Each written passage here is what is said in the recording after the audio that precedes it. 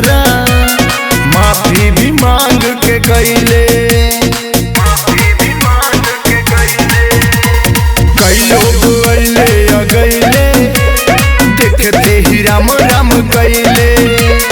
गोड़ पे गिर के हमरा माफी भी मांग के गईले।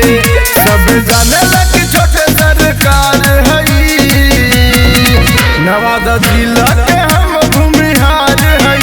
रंगदारन के सरदार हई गया जिला के हम भूमिहार हई। रंगदारन के सरदार हई।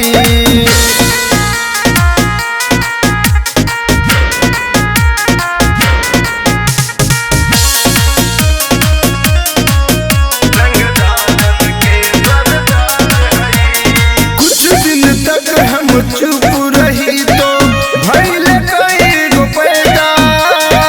मिलते ऐसन शान देनी जैसे हो खेला मैदा। भइल न कवनो फायदा सारन के भइल न कवनो फायदा। वफादारन खातिर हम वफादार हई नवादा जिला के हम भूमिहार हई। रंगदारन के सरदार हई गया जिला के हम भूमिहार हई। रंगदारन के सरदार हई।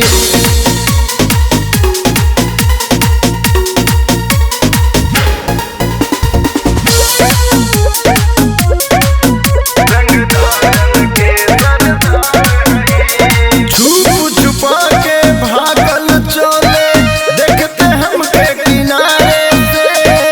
जे भी बोले हीरो सारे के बांध के खिचिल थारे से। हम पूजा करिले हथियारे से हम पूजा करिले हथियारे से। सती नाम हवे बाबू तलवार हई नवादा जिला